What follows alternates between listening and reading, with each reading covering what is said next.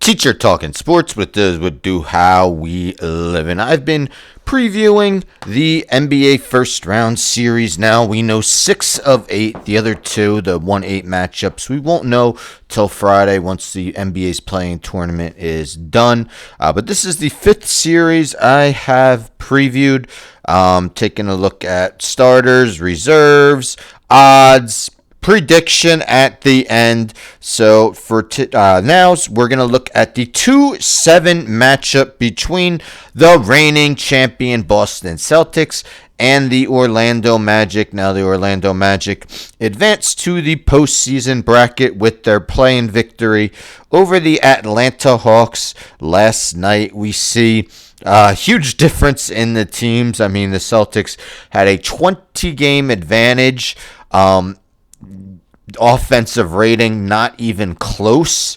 Celtics, one of the best really ever, just as they were last season, and still one of the better defenses. The Magic, clearly good on one side of the ball, clearly not very good on the other side of the ball. And a huge difference between these two teams is their three-point propensity. The Celtics, of course, set an NBA record for most threes made and attempted in a season. Meanwhile, the Orlando Magic, they had the worst three-point percentage in the league at 31.8%. Also made the least three-pointers in the league at 11.2 per game. The Celtics are a team that, since they're so perimeter-oriented, you're not going to see a lot of free throws, and they also don't allow their opponents many.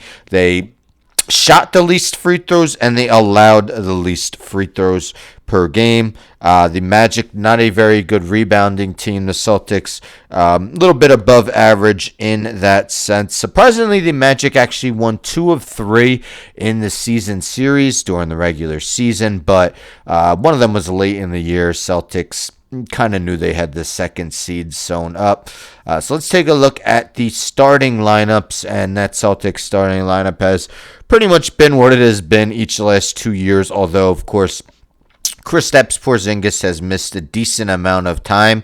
He actually missed about half of the playoffs last year. But, the Celtics were still deep enough where it didn't really affect them much. He did come back for the end of the finals and was a part of that. But, again, just a team that is going to shoot a ton of threes. Everyone in this starting lineup attempted at least 4.9 threes per game, led by Tatum, averaging more than 10 per game. Tatum, I've seen many people put him 4th in MVP voting this year, behind SGA, Joker, and the Greek Freak, Giannis Antetokounmpo. So, clearly a first-team All-NBA guy. Someone like Jaylen Brown didn't play enough games, but Derek White probably will be an all-defensive guy.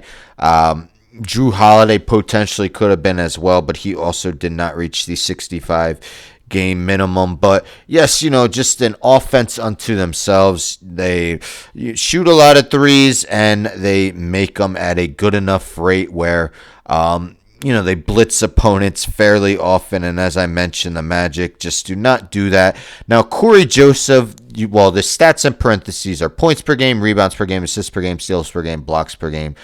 So Corey Joseph, you see very middling numbers. He's really been the starter of late, although he's not going to get the bulk of the minutes. So we'll see if Jamal Mosley decides to change that once the postseason begins. But he did start the play-in game yesterday, so I think maybe at least to start the series he'll play, although there are a couple guards who actually get more minutes than him. Kentavious Caldwell-Pope, of course, won a championship with the Denver Nuggets, previous to that the Lakers as well. A little bit of a disappointing season. Now, he still was a great defensive player, as were the Magic as a team, but 34.2% from 3. He was supposed to be that guy who made opposing defenders pay for doubling Franz Wagner or Paolo Banchero. He was unable to do so. Wendell Carter Jr., who had often been a stretch 5 in his career as well, shot 23.4% from three-point territory. Ouch. Franz Wagner, took a step forward this year, but he's also not a reliable three-point shooter. The best in their starting lineup, percentage-wise, actually is Pope at 34.2%. I'm sorry, Corey Joseph at 36.4%, albeit at limited volume. But yeah, Banchero, guy who maybe could have been all NBA if he had played enough games as well. Magic, very strange team because Banchero went down, they still won. Then Franz Wagner went down. They came back, both of them. We're starting to lose. Jalen Suggs got hurt. Jalen Suggs still hurt, out for the postseason. Strange team, but got to 500. Played a little bit better towards the end of the year. And, of course, made the playoffs as the 7th seed. Reserves, of course, the Celtics have 3 reserves they really believe in, led by likely 6th man of the year, Peyton Pritchard. What a season it was for Pritchard. Connected on over 40% of his three-point tries on nearly 8 attempts per game. Al Horford still going strong. He will turn 39 in the beginning of June, and still a reliable player. Of course, often enters the starting lineup. If Porzingis is injured or someone else. Sam Hauser, another 40+% three-point shooter.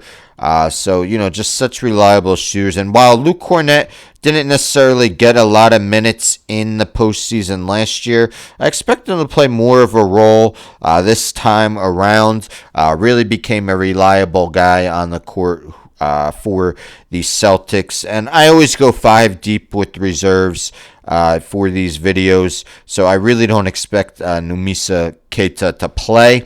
But he's just the 5th guy. The Magic, as I mentioned, 2 guards who really are going to play more than Joseph. Even if Joseph remains a starter, Cole Anthony was awesome in the playoff game. He's a very streaky shooter. Anthony Black was a lottery pick in the 2023 draft. Actually went 6th overall. Made some steps forward this year for the Magic as well. Goga Batadze, good rim protector, solid rebounder off the bench. Often did start when Carter Jr. was injured. Jonathan Isaac, another very good defensive player.